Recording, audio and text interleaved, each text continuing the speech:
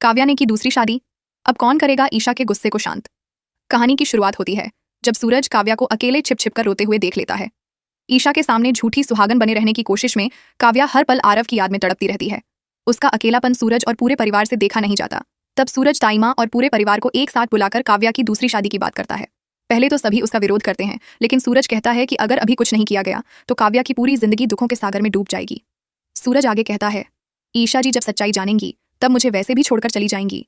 ये भाई अपनी बहन की खुशियों के लिए अपने प्यार की कुर्बानी देने के लिए तैयार है। सूरज की बात सुनकर पूरा परिवार ऐसे लड़के की तलाश में जुट जाता है जो आरव की तरह काव्या का दिल जीत सके। इसी बीच ईशा सूरज को जबरदस्ती अपने साथ पुलिस स्टेशन ले जाती है। सूरज को डर रहता है कि कहीं आज ही ईशा को सच्चाई का पता न चल जाए। पुलिस स्टेशन पहुंचते ही वह दादा भाई के नाम से जुड़े सारे सबूत और तस्वीरें फाड़कर फेंक देता है। सच पर झूठ का पर्दा फिर से पड़ जाता है और सूरज को काव्या के लिए लड़का ढूंढने का थोड़ा और समय मिल जाता है। उधर काव्या आरव को याद करते हुए उसी पार्क में जाती है जहां वह अक्सर उसके साथ आया करती थी। वह मुरझाए हुए फूल को निहार रही होती है कि तभी एक हैंडसम लड़का वहां आता है। वह काव्या के पास बैठ जाता है।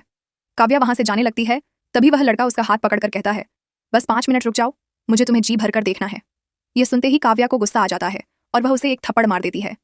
वह लड़का रोते हुए कहता है, मेरा इरादा गलत नहीं था, मैं तुम्हें इसीलिए देख रहा था क्योंकि तुम बिल्कुल मेरी शबनम जैसी दिखती हो।